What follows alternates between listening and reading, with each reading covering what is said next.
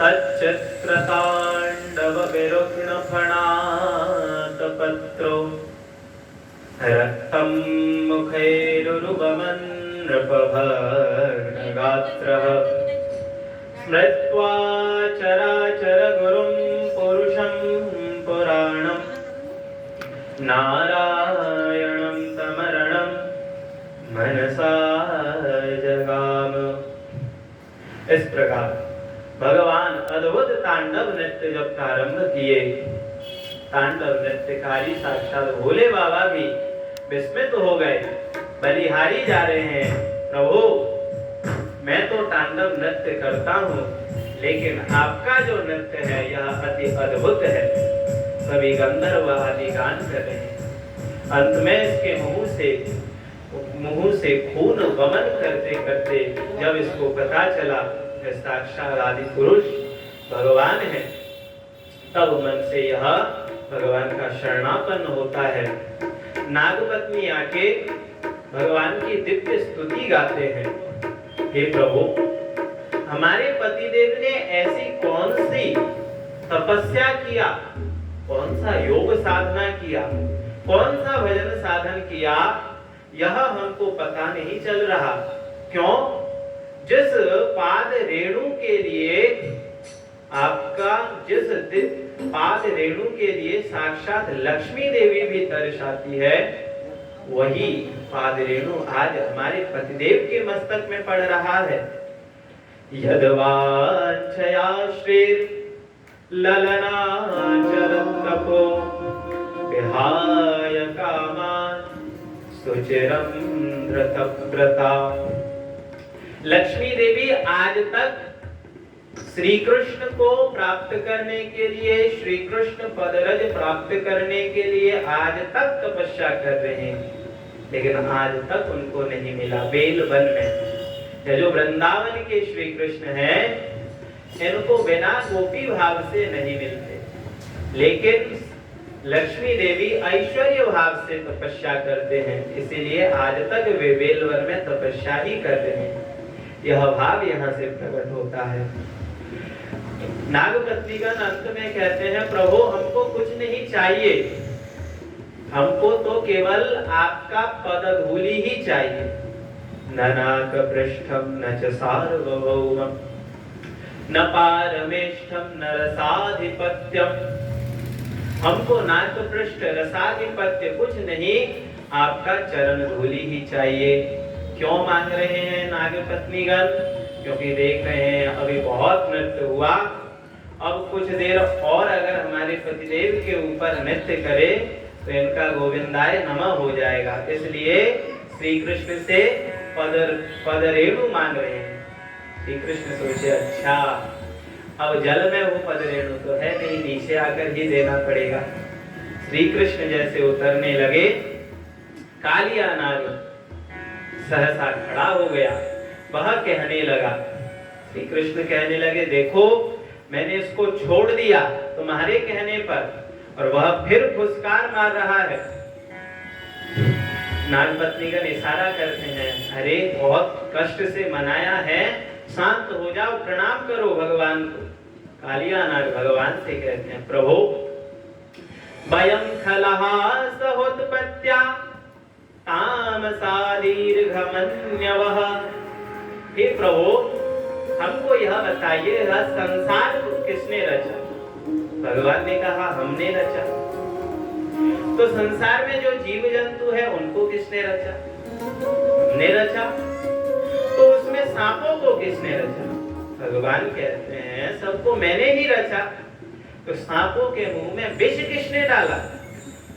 भगवान कहते हैं अच्छा, अपने वाणी द्वारा मुझे फंसाते हो, मैंने ही विष डाला। तो वह कहता है प्रभु आपने जिसको जो चीज दिया है वही तो आपको वह समर्पण करेगा। हमको आपने विष दिया है, वही मैं आपको समर्पण कर रहा हूँ। तो भगवान कहते हैं मैंने विष तो दिया, लेकिन तुमको रहने के लिए स्थान भी दिया। यह वृंदावन छोड़ के तुम रमणक द्वीप में जाओ। रमणक द्वीप तुम्हें स्थान दिया, वहां छोड़, उस स्थान को छोड़कर यहाँ क्यों आ रहे हो? कालिया ने कहा प्रभु वहां पर आपका जो पार्षद गरुड़ जी है, उनके भय से ही मैं यहाँ पर विराजित हूँ। सुखदेव जी से राजा परीक्षित प्रश्न करते हैं कि ऐसा क्या हुआ कि कालिया को रमणीक द्वीप त्याग कर यहाँ पर आकर रहना पड़ा। तब सुखदेव जी कहते हैं कि रमणक द्वीप में हर दिन किसी भी समय जाकर गरुड़ जी महाराज सांपों को भक्षण करते थे। तो सभी सर्पों ने मिलकर एक मीटिंग किया और गरुड़ जी से कहा, गरुड़ जी आप हर मास में हमारे एक परिवार से हम लोग एक परिवार से आपके लिए कुछ बलि दे देंगे, कुछ आपको समर्पण करेंगे, आप उसी को खाया करिए, नहीं तो हमारा वंश ही विनाश हो जाएगा। गरुड़ जी ने स्वीकार कर लिया। कालिया नाग इतना तेजस्वी था, अपने बल के घमंड से गरुड़ जी के लिए जो बलि, जो सांप आदि रखा जाता था, वह स्वयं जाके खा लेता था। इससे गरुड़ जी अति क्रोधित हुए और झपट्टा मारे कालिया के ऊपर। कालिया को यह पता था कि शौभरी मुनि के अभिशाप से गरुड़ जी कभी भी जमुना के जल में नहीं आ सकते, इसीलिए वह यहाँ पर जमुना जी पे आके निवास करने लगा। भगवान ने कहा तुम चिंता मत करो, अब तुम्हारे मस्तक पर मेरे पद चिन्ह पड़ गए हैं। मेरे भक्त गरुड़ अब कभी भी तुम्हारा तिरस्कार नहीं करेंगे, वे तुमको नमन करेंगे। इस प्रकार भगवान ने कालिया का मान मर्दन किया।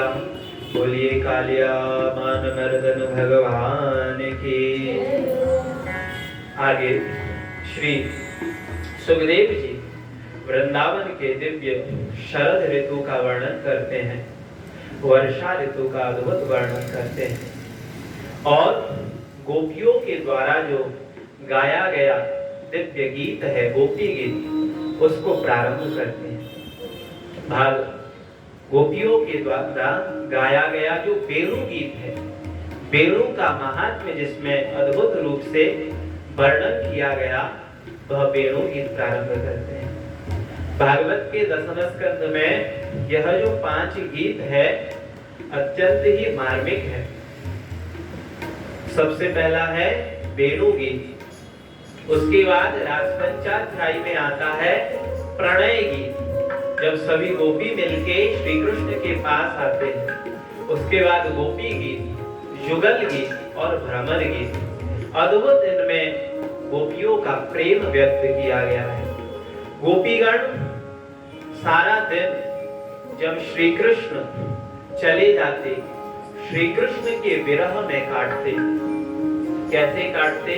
श्री कृष्ण के दिव्य गुणावलियों को गाकर एक गोपी से दूसरे गोपी वर्णन करते हैं। बरहा पीड़ नटवर बपुः कर्णयोः कर्णिकारं बिभ्रद्वासः कनककपिशं वैजयन्तीं च मालां रन्ध्रान् वेणोरधरसुधया पूरयन् गोपवृन्दैर्वृन्दारण्यं स्वपदरमणं प्राविशद्गीतकीर्तिः। भगवान का कैसा अद्भुत स्वरूप वर्णन किया गया। बरहा माने मोर पिच्छ जो धारण किए हुए हैं। नटवर बपू, नट के जो वर है, नटवर नटराज राज शंकर, उनसे भी अधिक नटशाली हमारे श्री कृष्ण है। जब श्री कृष्ण गैया चरा के वृंदावन में प्रवेश करते हैं, उनका जो अद्भुत नाट्य है वह देखकर सभी विस्मित रहते हैं। कैसा वृंदावन में प्रवेश करते हैं, गोपी वर्णन करते हैं। स्वपद रमणम, वृंदावन का विशेषण भगवान का जो पद माने धाम है, स्वपद भगवान का दिव्य धाम वैकुंठ, और स्वपदा अपि रमणम, भगवान के दिव्य वैकुंठ से भी यह वृंदावन अति रमणीय है। ऐसा दिव्य वृंदावन में भगवान प्रवेश करते हैं। गोपीगण कहते हैं, अरे सखी, हमको तो यही लगता है जितने भी संसार में जिसको आंख मिला है, आंखों की सफलता यही है कि भगवान को देखे। कैसे देखे? अक्षणवतां फलमिदं न परं विदामः सख्यः पशो ननु विवेश यतोर्वयस्य हरि वक्त्रं व्रजेश सुतयो अनुपेणुजुष्टं यैर्वानिपीतमनुरक्त कथाक्षमोक्षम्। भगवान ब्रजेश शुद्ध, ब्रजेश माने नंद, वे जब सुतयो हो माने द्विवचन है, बलराम जी श्री कृष्ण जी ब्रज में संध्या काल में गैया चराकर प्रवेश करते हैं, उस समय जो उनका अद्भुत झांकी होता है, जो वह झांकी को देखता है उसका ही आंख सफल है। आचार्यगण एक टीका करते हैं, एक आचार्य दिव्य भाव प्रकट करते हैं। ब्रजेश सुतयो, ब्रजेश माने ब्रज के ईश, ब्रज के राजा, एक तो है नंद बाबा और एक है वृषभानु जी बरसाना के। तो इनके जो सुतश्च सुताच, इनके जो सुता माने श्री कृष्ण और सुता श्री राधा रानी है, इन दोनों को जो दर्शन करे उसी का आंख वास्तव में सफल है। गोपिया वेणु के दिव्य महात्म को गाती है। अरे सखी, इस गोपी, इस वेणु ने पूर्व जन्म में कौन सा तपस्या किया जो हमारा भाग यह स्वयं अकेला ही पीता रहता है। और देखो इसके जो वंश है, वृक्ष आदि, ये भी वेणु के सौभाग्य से आनंदित होके मानो रोमांचित होते हैं। वृंदावन में जो यह गोवर्धन पर्वत है, मानो ये हरिदास वर्यो हंताय भद्रिरवला हरिदास वर्यो मानं तनोति सहगो गणयोस्तयोर्य पानीय सूयवस कंदर कंदमूलहै गागोपकैरनुवनं नयतो रुदारम्। ये जो गोवर्धन जी है हरिदास वर्य, हरिदासों में सर्वश्रेष्ठ है, वर्य है। क्यों? जब श्री कृष्ण अपने सभी ग्वाल वालों के साथ, गोवत्सों के साथ गिरिराज में गमन करते हैं, यह संपूर्ण रूप से गिरिराज उनकी सेवा करते हैं। अपने घासों से भगवान के गोमाताओं की सेवा करते हैं। गिरिराज में जो फल लगे हैं वृक्षों में, उससे सखाओ के श्री कृष्ण का सेवा करते हैं। इस प्रकार भगवान श्री कृष्ण के वेणु की जो ध्वनि है कैसा है? अस्पंदनम गतिमता पुलकस्तरुणा, जो गतिशाली है, गतिशाली जैसे नदी जमुना जी, वे भी अस्पंदित हो जाते हैं, माने रुक जाते हैं। और जो गतिशाली नहीं है, बैठे रहते हैं, जैसे गिरिराज पर्वत, जैसे वृक्षगण, इनमें भी पुलक आ जाता है, गिरिराज भी गलने लगते हैं, ऐसा विपरीत धर्म प्रकट हो जाता है। ऐसा ही अद्भुत श्री कृष्ण के वेणु में सुर है। गोपियां इस प्रकार गाती है। आगे श्री सुखदेव जी वर्णन करते हैं, राजन वृंदावन में जितने भी गोपीगण हैं, सभी श्री कृष्ण को पति रूप में प्राप्त करने के लिए एक अनुष्ठान करते हैं, कात्यायनी माता का व्रत करते हैं। और क्या मंत्र पढ़ते हैं? कात्यायनी महामाये महायोगिन्यधीश्वरी नंद गोपसुतं देवी पतिन्मे कुरुते नमः। वृंदावन के गोपी कात्यायनी माता का अर्चन करके यही प्रार्थना करते हैं कि श्री कृष्ण हमारे पति हो। भगवान श्री कृष्ण उनके मनोभाव को जानकर एक बार उनके व्रत पूर्ण करने के लिए एक लीला करते हैं, जिसको कहते हैं वस्त्रहरण चीरहरण लीला। गोपियां प्रतिदिन जमुना जी में नहाने जाती है, लेकिन निर्वस्त्र होके नहाती है। भगवान को यह पसंद नहीं आया, क्योंकि इससे वरुण देव का अपमान होता है।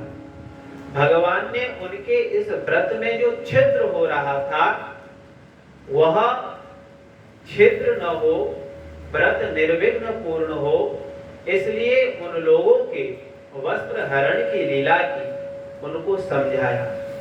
लेकिन आधुनिक हमारे मानसिक वृत्ति में आजकल के जो जमाना है, इसको अपरूप में हम देखते हैं, इसको ठीक प्रकार से हम लोग नहीं देखते। लेकिन वास्तव में अगर देखा जाए, भगवान से छिपा है ही क्या? क्या भगवान से कुछ छिपा है? भगवान सबके अंदर अंतर बहिर्वस्थित है। भगवान क्या नहीं जानते? अगर मानव दृष्टि, भगवत दृष्टि भी छोड़ दिया जाए, भगवान को भगवान की दृष्टि ही न देखे, मानव दृष्टि भी देखे, तो उस समय भगवान की मात्र 8 वर्ष 9 वर्ष की अवस्था थी। छोटे से 8-9 वर्ष के शिशु में क्या काम भाव रहता है? कोई भाव ही नहीं रहता। इसलिए जो हम लोग आदि के आधुनिक लोग इसका अपव्याख्या करते हैं, वह अपराध करते हैं। ऐसा नहीं करना चाहिए। भगवान उनके संकल्प सिद्ध करते हैं और कहते हैं, मैं तुम लोगों को तुम्हारा अभीष्ट अति शीघ्र प्राप्त होगा। आशीर्वाद देके भगवान चले जाते हैं। एक बार भगवान गाय चराते चराते वन में बहुत दूर निकल जाते हैं और गोपीगण दोपहर में भगवान के लिए जो भोजन लाते थे, भगवान को न ढूंढ पाकर वे भोजन नहीं दे पाते। सभी ग्वाल अति भूखे रहते हैं। तब श्री कृष्ण से कहते हैं, लाला आज क्या खाए? बहुत भूख लगी है, कुछ घर से भी आया नहीं। तब श्री कृष्ण कहते हैं, यहाँ से कुछ दूर पर मथुरा के कुछ याज्ञिक ब्राह्मणगण यज्ञ कर रहे हैं, तुम लोग वहां पर जाओ और यज्ञ के याज्ञिक ब्राह्मणों से कहो कि मुझे अन्न देने के लिए, तुम सभी के लिए अन्न प्रार्थना करो। भगवान की वाणी सुनकर सभी वहां जाते हैं। वे लोग ब्राह्मणों से अन्न की प्रार्थना करते हैं, लेकिन ब्राह्मणगण वेदों के कर्मकांड में इतने उलझे रहते हैं कि वे जानते हुए भी भगवान की इस याचना को ठुकरा देते हैं, नहीं देते, उनको भगा देते हैं। गोपगण दुखित होकर जब श्री कृष्ण के पास आते हैं, श्री कृष्ण कहते हैं, इस बार तुम उन यज्ञ के ब्राह्मणों की जो पत्नी है उनके पास जाओ, उनके पास मांगो, अवश्य ही वे तुमको दिव्य भोजन प्रदान करेंगे। श्री कृष्ण के बात में आके वे लोग पुनः जाते हैं। जब उन यज्ञ पत्नियों से वे कहते हैं, और यज्ञ पत्नीगण अत्यंत ही बहुत दिनों से श्री कृष्ण लीलाओं को श्रवण करते करते श्री कृष्ण से उनका प्रेम हो जाता है। वे जब सुनते हैं कि कुछ ही दूर पर श्री कृष्ण गाय चरा रहे हैं और भोजन प्रार्थना कर रहे हैं, दिव्य दिव्य चर्व चेश लेच पेय 4 प्रकार के दिव्य भोजनों को लेकर दौड़ते हुए श्री कृष्ण के पास जाते हैं और सभी गोपों को श्री कृष्ण को वह दिव्य भोजन का समर्पण करते हैं। सभी उसको आनंद से पाते हैं। भगवान श्री कृष्ण कहते हैं, अब तुम लोग गृह में चले जाओ। तब यज्ञ पत्नियां कहते हैं, प्रभु आप यह क्या कह रहे हैं? मयिवं विभोर्हति भवान् गदितं नृशंसं सत्यं कुरुष्व निगमं तव पादमूलम्। प्रभु, निगम माने वेद में आपने कहा, सकृदेव प्रपन्नो यस्तवास्मीति च याचते अभयं सर्वभूतेभ्यो ददामि तद्व्रतं मम। सर्वधर्मान् परित्यज्य मामेकं शरणं व्रज। शास्त्रों में आपने कहा, सब कुछ छोड़कर मेरे शरण में आ जाओ, और हम आज सब कुछ छोड़कर जब आपके शरण में आए, तो आप पुनः हमें क्यों संसार में भेज रहे हैं? क्यों अपने पति के पास भेज रहे हैं? क्या वे हम लोगों को ग्रहण करेंगे? वे तो कर्मकांड में उलझे हुए हैं। भगवान कहते हैं, तुम चिंता मत करो, तुम्हारे पतिगण तुम जब जाओगे और भी आदर सत्कार पूर्वक तुम्हारा ग्रहण करेंगे, क्योंकि जो मेरे शरणापन्न हो जाते हैं, संसार में सभी उसका आदर करते हैं। तुम लोग चिंता मत करो, तुम शीघ्र ही मुझे प्राप्त करोगे। भगवान की आज्ञा मानकर वे लोग पुनः घर में आते हैं। उनके पति लोग, ब्राह्मण लोग सोचते हैं कि हमारे इन ब्राह्मणियों के अंदर श्री कृष्ण के प्रति कितना भक्ति, हमारा यज्ञोपवीत संस्कार हुआ, हमने ये वेदाध्ययन किया, इतना यज्ञ किया, लेकिन आज तक जो परमेश्वर भगवान श्री कृष्ण है उनमें हमारा भक्ति नहीं हुआ। और ये नारीगण नासाम द्विजाति संस्कारो न निवासो गुरावपि, इनका न द्विजाति संस्कार हुआ, न तपो नात्म मीमांसा, न इन्होंने तपस्या की, न इन्होंने वेदाध्ययन किया, लेकिन इनका सौभाग्य देखो, श्री कृष्ण के प्रति इनका कितना अद्भुत प्रेम। अंत में कहने लगे, ऐसे पत्नियों को पाकर हम स्वयं कृतार्थ हो गए। अहो वयम धन्यतमा येषां नस्तादृशी स्त्रिय, ऐसे स्त्री जो भगवान के प्रति भक्तिमती है, इनको पाकर हम कृतार्थ हुए। सुखदेव जी कहते हैं, राजन, ये इस प्रकार अपने पत्नियों की प्रशंसा तो कर रहे थे, लेकिन फिर भी भगवान को एक बार दर्शन करने भी नहीं गए। कंस के भय से ये लोग वहीं पर यज्ञ आदि करते रहे। अब समय आया, भगवान ब्रज में देख रहे हैं, चारों तरफ आनंद मच रहा है। दामोदर मास है, कार्तिक मास है, दिवाली का समय है, अच्छे अच्छे व्यंजन बन रहे हैं, दिव्य दिव्य पकवान बन रहे हैं, सभी जगह सजावटी हो रहे हैं। श्री कृष्ण माता के पास आके पूछते हैं, माता माता आज क्या है? कोई इतना मिठाई, इतना सब कुछ बन रहा है, कुछ तो दो। माता कहते हैं, अभी नहीं, पहले जय जय हो जाएगी फिर। श्री कृष्ण कहते हैं, ये जय जय कौन सी बला है? बोले, अभी मेरे पास कोई समय नहीं, पिता के पास जाओ। श्री कृष्ण पिता के पास आते हैं, नंद बाबा से सुनते हैं, बाबा आज क्या है? कथ्यतां मे पितः तोयं संभ्रमो बहुपागतः, किं फलं कस्य चोद्देशः, केन वा साध्यते मखः। इतने यज्ञ अनुष्ठान आदि क्यों हो रहे हैं? किस लिए हो रहे हैं? इतने पकवान, मैंने थोड़े से मिठाई मांगे, माँ ने मुझे वह भी नहीं दिया, आज है क्या?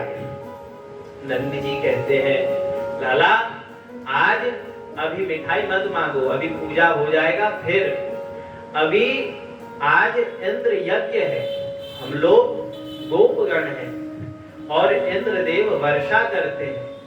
वर्षा से धन धान्य होता है, जिससे हमारे गाय उस घास को खाकर और धन धान्य से हम लोग तृप्त होते हैं, इसलिए हम लोग इंद्र देव की पूजा करते हैं। भगवान कहने लगे, पिताजी जो जैसा कर्म करते हैं उसको वैसा ही फल मिलता है। इसमें इंद्र का कौन सा का? क्योंकि उस समय इंद्र को अभिमान हो गया था। इंद्र ने अपने को त्रिलोकेश मान रखा था, मैं ही त्रिलोकाधिपति हूँ। इसलिए भगवान उनके अभिमान को खंडन करने के लिए, इंद्र यज्ञ का निवारण करने के लिए पिताजी से वार्ता करते हैं। प्रभु, कर्मणा जायते जन्तुः कर्मणैव विलीयते, सुखं दुःखं भयं क्षेमं कर्मणैव विपद्यते। जो जैसा कर्म करते हैं उसको वैसा ही फल मिलता है। हम लोग जैसा कर्म कर रहे हैं उसके अनुसार हमको फल मिलेगा। इसमें इंद्र का क्या? इंद्र तो भगवान विष्णु के द्वारा नियुक्त है, वह अपना कार्य करता है और इंद्र की पूजा करके हम उसको क्यों भेंट चढ़ावे। देखो बाबा, हमारे जो यह गिरिराज जी गोवर्धन पर्वत है, ये तो हमारे साक्षात देवता है। इन्हीं के झरनों से झरझरित जो जल है वह पीकर हम लोग रहते हैं, वही हमारे गोमाताएं पीते हैं। और गिरिराज जी के तट में, गिरिराज जी के ऊपर हमारे गाय चलते हैं, उसकी ही घास खाते हैं, उसी से गोमाता दूध देते हैं, उसी से तो हम लोग रहते हैं। इसलिए हमारे मन से तो गिरिराज जी का ही पूजन करना चाहिए। सुनकर नंद बाबा सोचने लगे, यह बालक तो छोटा सा है लेकिन कहता ठीक बात है। सभी गोपगण मिलकर श्री कृष्ण की बात सुने। 2-4 गोप पहले आनाकानी कर रहे थे, नहीं, हमारे पूर्वजों के द्वारा आया यह नियम हम कैसे तोड़े, यह नहीं करना चाहिए। लेकिन सभी एक मत होके अंत में श्री कृष्ण के मत के अनुसार चलने लगे। तो बोले कि बताओ अब गोवर्धन की पूजा कैसे हो। श्री कृष्ण बोलते हैं मैं करवाता हूँ। श्री कृष्ण ने कहा कोई बात नहीं, जितने यज्ञ की सामग्री आप इंद्र के लिए कर रहे हैं वह सभी गिरिराज जी के लिए करें। जो भी पकवान मिठाई आदि बन रहे हैं वह सब गिरिराज जी को भोग लगाया जाए। सभी गोपगण अति आनंदित होकर गिरिराज जी के वहां सभी भोग लाते हैं और श्री कृष्ण स्वयं ही पुजारी बन जाते हैं। और श्री कृष्ण सबसे पहले कहते हैं अभिषेक कराओ। अब सभी गोपगण जमुना जी से जल भर भर कर लाते हैं और सुबह से संध्या होने लगता है, गोवर्धन जी का एक अंश भी पूर्ण करे भीतर। गोपगण कहते हैं लाला ऐसे कैसे होगा, सुबह से शाम हो गया, तेरे गिरिराज देवता इतने बड़े हैं, इनके तो अभी पूछ भी नहीं भीगा। तब श्री कृष्ण कहते हैं चिंता मत करो, हमारे गिरिराज जी सब कुछ देने वाले हैं। आप लोग मन मन में गंगा जी का स्मरण करो। गिरिराज जी गंगा जी को बुला देंगे। सभी गोपगण मन में गंगा जी का ध्यान करते हैं और भगवान के प्रभाव से वही मानसी गंगा प्रकट हो जाते हैं। बोलिए मानसी गंगा की। भगवान ने केवल समस्त गोपियों ने मन मन में गंगा का ध्यान किया, इसीलिए उसको कहा गया मानसी गंगा। और सभी ने मिलकर मानसी गंगा का दिव्य जल से गोवर्धन जी का अभिषेक कराया। अब भोग लगाने का समय आया। श्री कृष्ण से कहा पर्दा लगाना है। श्री कृष्ण ने कहा अरे हमारे देवता को कोई पर्दा का जरूरत नहीं। नंद बाबा कहने लगे अरे देवता तो दिखते नहीं, पर्दा लगा के भोग लगाना चाहिए। श्री कृष्ण ने कहा चिंता मत करो, हमारे गोवर्धन देवता सबको दिखाई देंगे। सभी आंख बंद कर ध्यान करो। और सभी आंख बंद करके जब ध्यान करने लगे, श्री कृष्ण स्वयं चतुर्भुज रूप से, स्वयं एक रूप से गोवर्धन के रूप में प्रकट हो गए। बोले गिरिराज महाराज की। और सभी गोपों से मांग मांग कर दिव्य दिव्य जो व्यंजन है सभी खाते हैं। बड़े बड़े जो पात्र है, भगोना, कड़ाही, सबको एक एक हाथ से उठाते हैं और गोविंदाय स्वाहा। धीरे धीरे धीरे धीरे सभी खत्म हो जाता है। और एक गोवर्धन जी कहते हैं बताओ और किसी के वहां कुछ है। एक गोपी कहते हैं अरे मेरे घर में थोड़ा सा भोग छूट गया। गिरिराज जी वहीं से हाथ बढ़ाते हैं, गोपी के घर में वह हाथ चला जाता है और वहां से दिव्य भोग लाते हैं। कहते यह है तुम्हारा भोग। बोले हाँ, और गिरिराज जी उसको भी स्वाहा करते हैं। सभी गोपगण अति आनंदित होते हैं। लाला इतने दिन है गए, इंद्र पूजा करते करते बूढ़े हो गए, दाढ़ी सफेद हो गए, लेकिन आज तक इंद्र की शकल हमने नहीं देखी। और आज तेरो देवता ऐसो है कि अभी अभी पूजा प्रारंभ किया और यह प्रकट होके भोग आरेखने लगा। तभी धीरे धीरे मधुमंगल कहने लगा, अरे कन्हैया, तेरे जो देवता है पता नहीं कितने सालों का भूखा है, हमारे लिए कुछ छोड़ेगा या सब कुछ स्वयं गटक जाएगा। श्री कृष्ण कहने लगे, चिंता मत करो, हमारे गिरिराज जी सब देने वाले हैं। सभी ने आंख बंद किया और जितना भोग जैसा था सब पुनः प्रकट हो गया। अब सभी अति प्रसन्न हो गए, भोग को आरोगा और सभी श्री कृष्ण के आदेश से परिक्रमा देने लगे। आइए हम भी श्री गिरिराज महाराज के दिव्य भजन गाते हैं। मैं तो गोवर्धन को जाऊं मेरे वीर नय माने मेरो मनवा। मैं तो गोवर्धन को जाऊं मेरे वीर नय माने मेरो मनवा। मैं तो गोवर्धन को जाऊं मेरे वीर नय माने मेरो मनवा। मैं तो गोवर्धन को जाऊं मेरे वीर नय माने मेरो मनवा।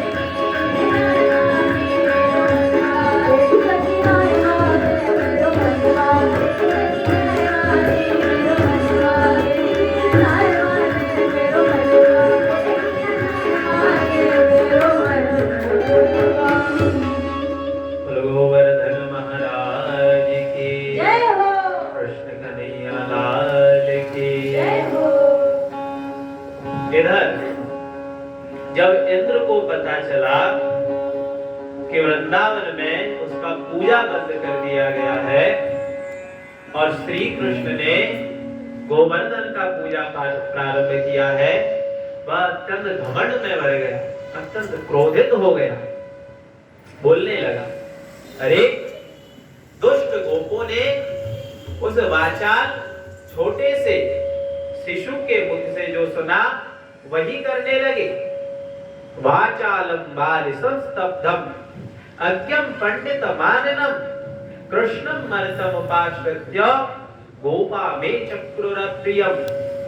भगवान के माया से कौन नहीं मोहित होता। अब इंद्र अपने को त्रिलोकेश मानने लगा तो स्वयं मोहित होकर भगवान के ऊपर ही गाली देने लगा। वाचाल बालिस अज्ञ, लेकिन आचार्यगण इसका सुंदर टीका करते हैं। अज्ञ माने इंद्र तो अपने भाव से अज्ञ कहते हैं, माने मूर्ख, भगवान को कहते हैं मूर्ख, लेकिन आचार्यों ने इसका व्याख्या किया अज्ञ माने न जानाति यस्मात् परो स अज्ञ, जिससे ज्यादा कोई जानता ही नहीं। भगवान से ज्यादा कोई किसी पर ज्ञान है क्या? इसलिए भगवान है अज्ञ माने सर्वज्ञ। वाचाल माने वाचा अलम करोति, भगवान जो बोलते हैं वही वेदवाणी हो जाता है। इस प्रकार भगवान को जब कह रहा था और अत्यंत क्रोधित हो गया, अपने पास जितने भी मेघ थे, प्रलयंकारी मेघों को आदेश दे दिया कि जाओ पूरे ब्रजमंडल को डुबा दो, कोई भी न बचे। सभी बड़े बड़े मेघ सांवर्तक आदि आकर घनघोर वृष्टि प्रारंभ किए। स्थूला वर्षधारा, जैसे हाथी के सूंड मोटे मोटे होते हैं, उसी प्रकार मोटे मोटे झरने के तरह आकाश से भयंकर वृष्टि प्रारंभ हो गया। सभी गोपगण त्रास आ गए, सभी चिल्लाने लगे, क्या हुआ क्या हुआ। सभी श्री कृष्ण के पास आए। कृष्ण कृष्ण महाभाग त्वन्नाथं गोकुलं प्रभो त्रातुमर्हसि देवान्नः कुपिताद भक्तवत्सल। हे श्री कृष्ण, आप ही अपने इन व्रजजनों की रक्षा कीजिए। श्री कृष्ण सोचने लगे, अवश्य ही मुझे कुछ उपाय करना चाहिए। जो लोग दो चार विरोधी थे वे कहने लगे, देखो हमने पहले ही कहा था इस बालक की बात नहीं मानना चाहिए, लेकिन वही हुआ जो हम सोच रहे थे।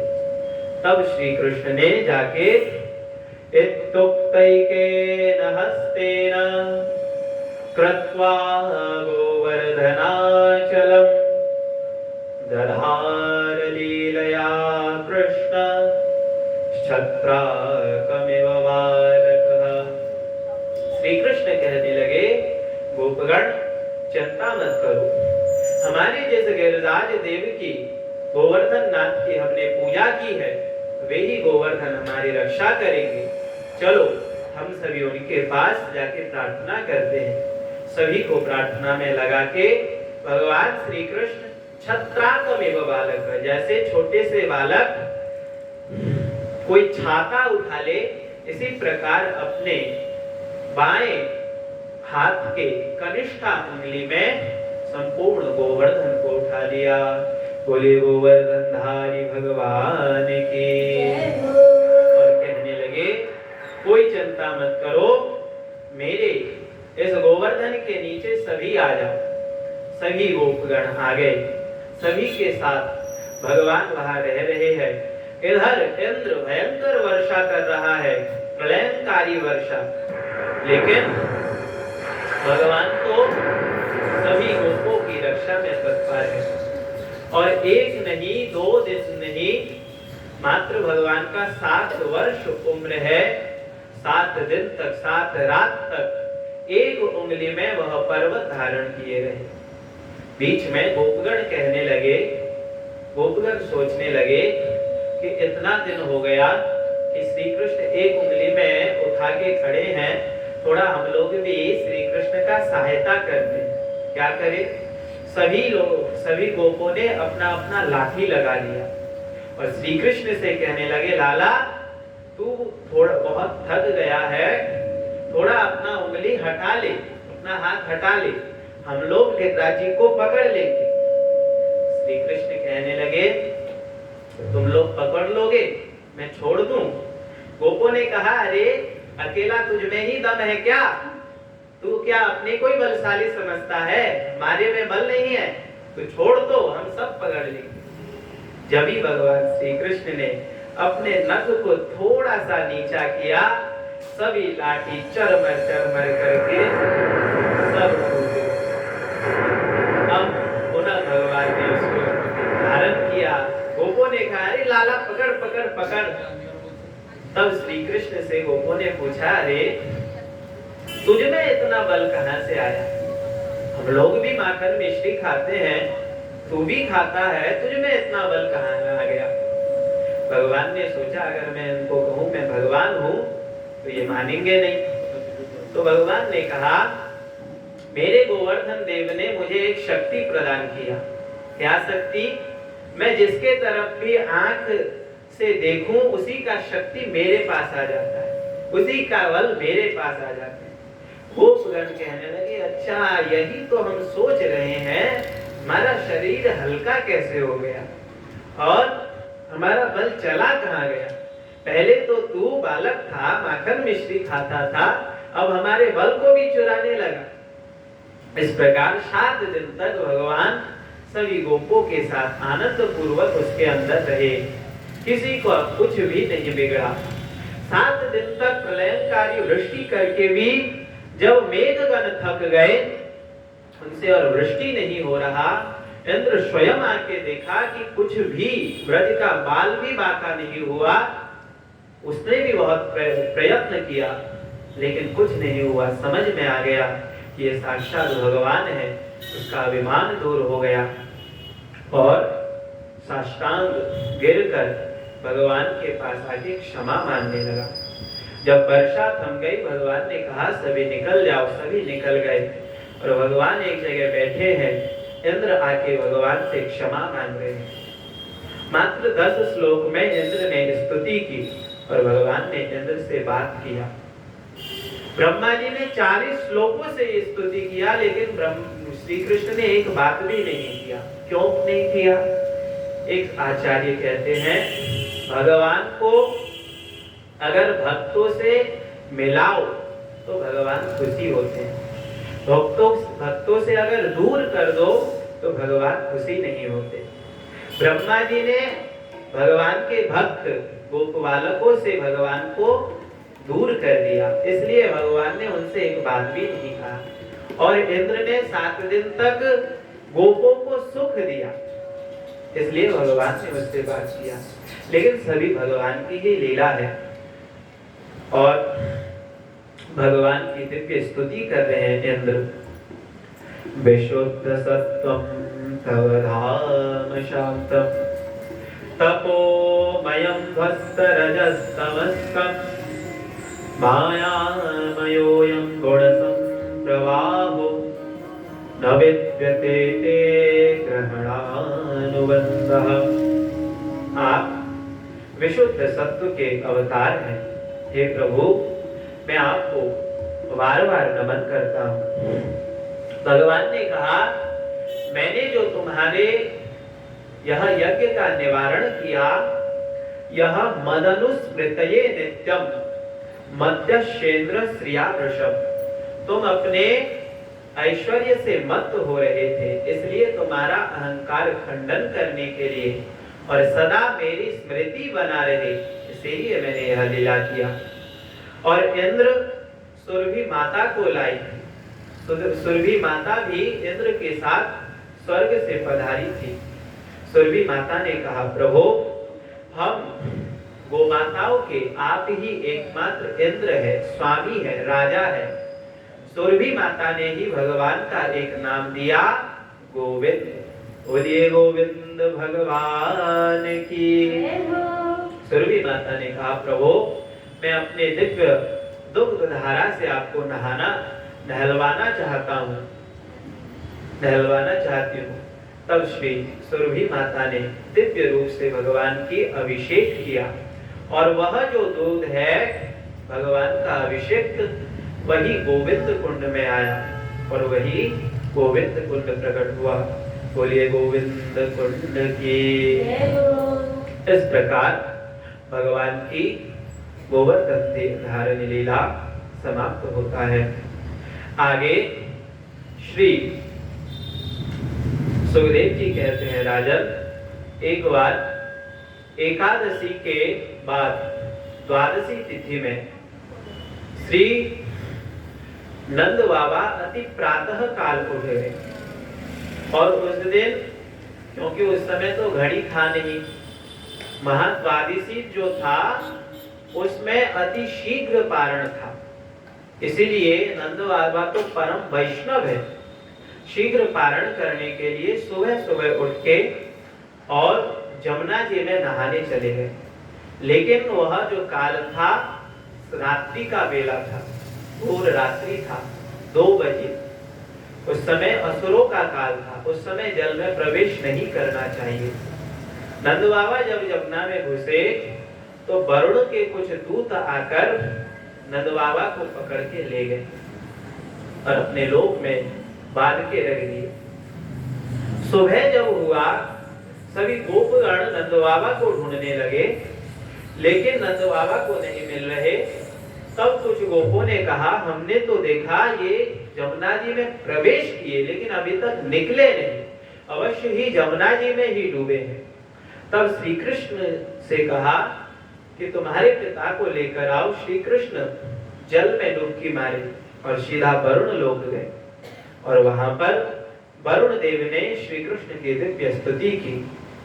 नमस्तुभ्यं भगवते ब्रह्मणे अनंत शक्तये ब्रह्मणे परमात्मने यत्र श्रूयते माया लोक सृष्टि विकल्पना। हे प्रभु, आपको पुनः पुनः नमस्कार है। मेरे जो दूत है ये नहीं जानते थे कि ये आपके पिता है, ये भूल से ही आपके पिता को लेकर आए, इसके लिए मैं आपसे पुनः पुनः क्षमा मांगता हूँ। और वरुण जी ने दिव्य भगवान की स्वागत सत्कार करके दिव्य भगवान को वस्त्र अर्पण किया, नंद बाबा को दिव्य वस्त्र पहनाया। और जब नंद बाबा वहां से निकले, भगवान श्री कृष्ण जमुना से निकले, तब सभी गोपों ने देखा कि दोनों के वस्त्र भीगे नहीं हैं, जल से निकल रहे हैं लेकिन वस्त्र बिल्कुल भी गीला नहीं। और नंद बाबा से आके सभी गोपों ने पूछा, तुम कहाँ चले गए थे, कैसे क्या हुआ? नंद बाबा ने कहा, अरे हमारे यह जो कृष्ण है हम तो इसको पहचानते नहीं, इसकी तो खबर दूर दूर तक है। मुझे इसके दूत वरुण के दूत बांध के ले गए, लेकिन जब यह कृष्ण आया तो वह वरुण सीधा साष्टांग दंडवत किया और बड़ी लंबी चौड़ी स्तुति किया। सभी उस लोक के देव थे, सभी ने स्तुति किया। इस प्रकार दत्त बाबा ने जब कहा, गोपगण आके श्री कृष्ण से कहने लगे, हैं तुम केवल अपने पिता को ही दिव्य दिव्य लोकों का दर्शन कराते हो, हमने सुना तुम भगवान हो, हमको भी अपना लोक का दर्शन कराओ। तब भगवान उनके वाक्यों से प्रसन्न होके पहले तो कहते हैं, देखो ब्रजवासियों, वृंदावन के अतिरिक्त कहीं भी अधिक आनंद है नहीं, चाहे कोई भी लोक में चले जाओ।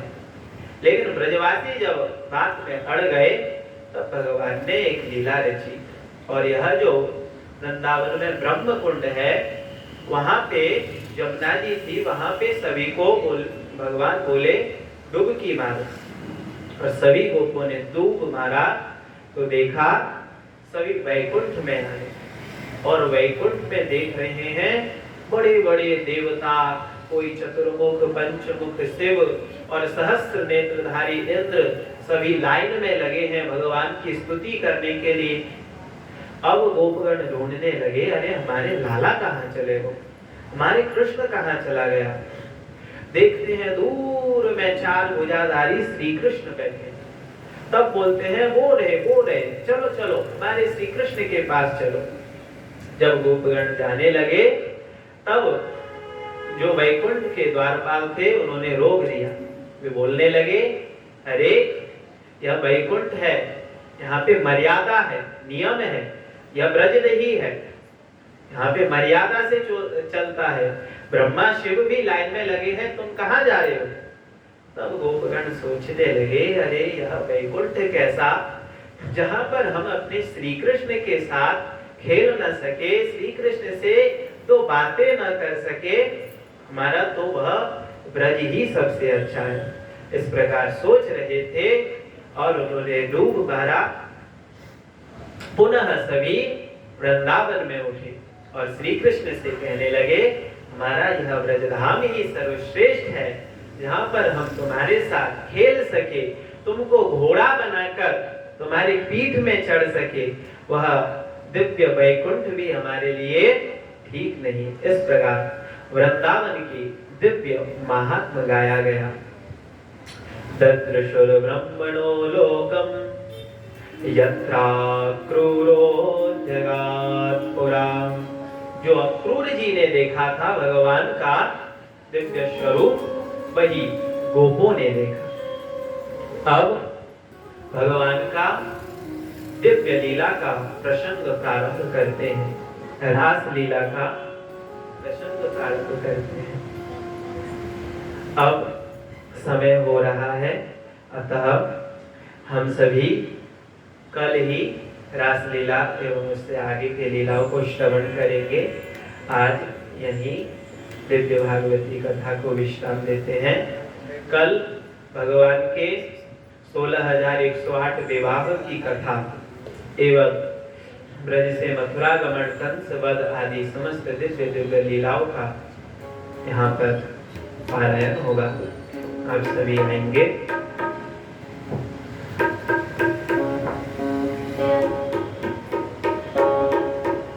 हरे कृष्णा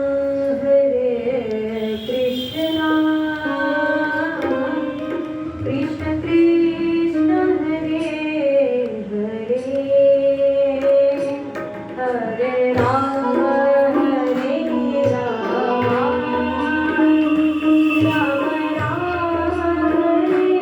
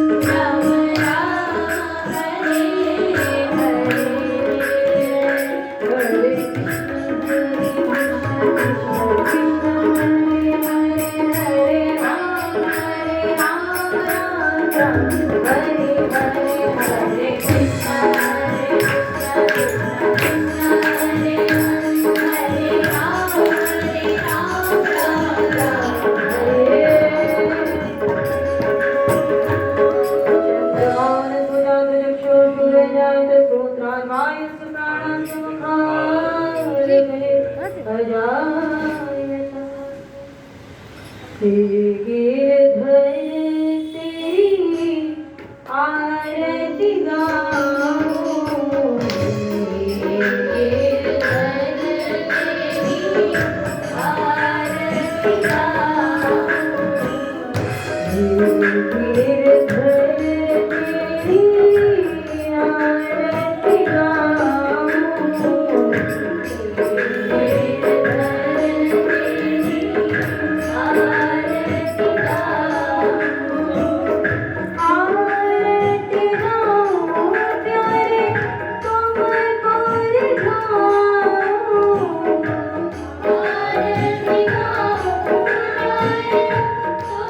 को रिझाऊं